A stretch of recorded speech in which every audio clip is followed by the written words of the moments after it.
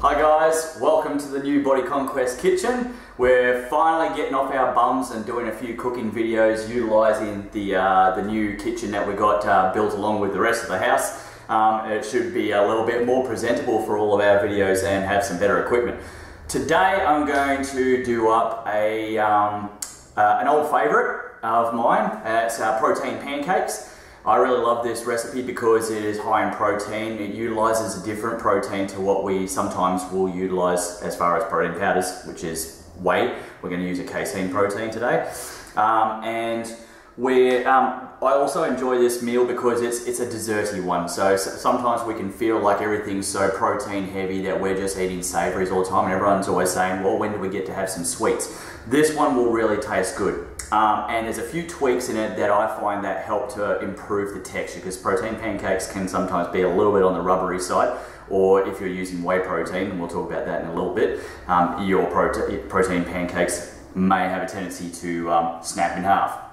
So what you're going to need for the ingredients today: casein protein. A pure casein would be preferable, and so I'm using the Dimetized Elite Casein as a pure casein product, and I'm going to be using the cinnamon bun flavour. You could use whatever flavour you really like, as depending on what flavour you want your protein pancakes. I find that the cinnamon bun works really well for protein pancake batter.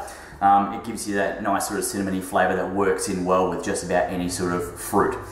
Obviously some spray oil for the pan, some egg whites, and I'm going with the carton pasteurised stuff rather than having to split all my eggs separately. Some oats. So what we're basically going to do is utilising a magic bullet or one of those equivalents. I've got the Cuisine Art one, same price, a little bit better quality. I'm going to go with a scoop of casein protein powder.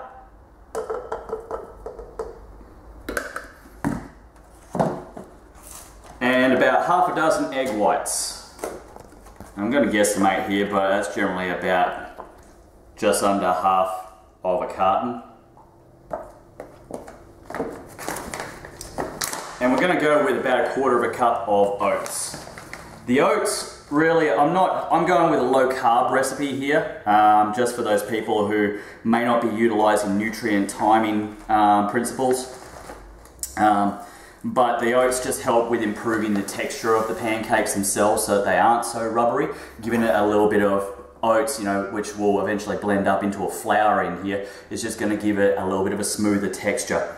So we've got egg whites, protein powder, and oats in there. And that's basically all you need for your protein pancakes. You could also add a few other things if you want to improve the texture even more, like some cottage cheese, or perhaps psyllium husk or something like that that's just going to bulk it out a little bit more. I don't really find it's necessary. So all I'm going to do is I'm just going to combine that by whizzing it up. If it switches on, do I switch it on? Oh, there we go.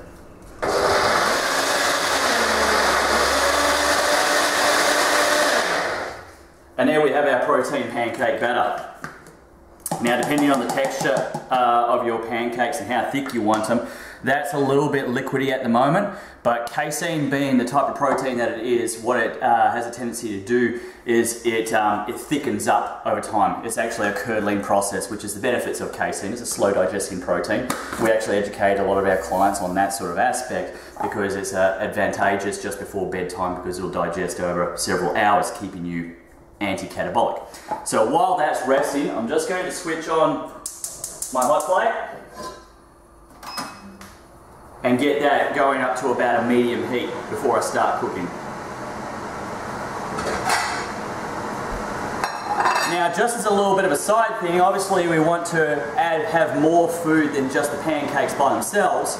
So you can always do up, there's multiple different things you could do. You could do some yogurt on top. I like to add a little bit of plant food. I'm always still a big proponent of having plant food in each of my meals, just for the fibre aspects, the micronutrients. We want to look beyond those macronutrients and have a look at things from a holistic perspective. So quite often I'll do a raspberry compote or something like that, some stewed apples. Today I'm going to be using some frozen mango. Ing's a real fan of mango at the moment, summer season and all that sort of stuff. So we've just put that into a cup, and I'm just going to nuke that for a couple of minutes just before the pancakes are ready to serve up.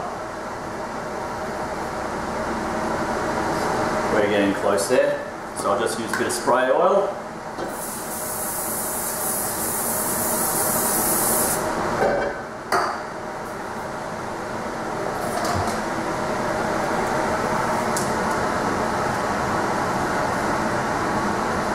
Just a couple of minutes longer, guys. Alright, so that fry pan's getting up to a decent heat now, so I'm going to pour the pancake batter. It's just a simple matter of pouring the pancake batter in from the centre and letting it spread out until you've got the size of the pancake that you want. I like to keep my pancakes at a fairly sort of smallish size because they're easy to control when I flip. I'm not exactly the best flipper of pancakes. If anyone has a better idea on how to flip pancakes or has become awfully skilled at it and has a particular technique, make sure you leave a comment in the videos, and you know, I might make a little bit of a nod towards that in our next video. So what I'm basically waiting to do here is, if anyone's ever cooked pancakes, we always wait for the bubbles to rise before we flip the pancake over. So that will usually mean that it's starting to cook all the way through, and then we just have to do a quick cook up on the other side. So just while we're waiting for that to heat up, I'll talk a little bit about the reason why we use a casein protein instead of a whey protein. Whey proteins denature under heat, and that makes them become quite chalky texture, which is not really palatable when we're eating cooked foods. So you might have tried to do protein pancakes before with a whey protein, and they have a tendency to snap in half. Not great fun for pancakes. The casein protein, on the other hand, has a much better texture when under heat. It handles heat quite well. Plus, we're also receiving those benefits of those long digesting protein sources. So the protein pancakes are a great finisher for the night when people are looking for that sweet desserty sort of thing before bedtime. And it'll also keep them, you know, anti-catabolic. So the bubbles are just starting to rise through there. We'll probably just give it a couple more seconds.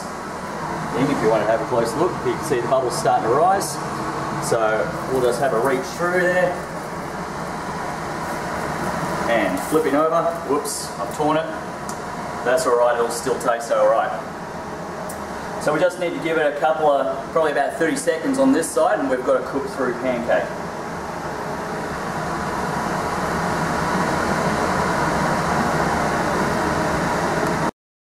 Alright, welcome back, guys. We had a little bit of an issue with flipping the pancake. It's not the most presentable one, but they do taste good. And what I also did while you were away was I also heated up those that frozen mango. So all we need to do, we didn't even need to sweeten that up. We just microwaved it, and all of a sudden you've got some beautiful sweet mango and its syrup that we're placing over there. So all of a sudden you've got your protein, you've got your plant foods. All you need to add is probably a little bit of fats. You could probably add the fats separate, or you could have a little bit of butter on it if you really wanted to. And that's a really wonderful dish. That recipe that I gave you should give you about 2 pancakes about that size, which is probably around about 50 grams of protein in there as well. So it's a whopping great big serve. You could probably split it up into 2 doses or share it with your other half, or not. But either way, I hope you guys enjoy that one.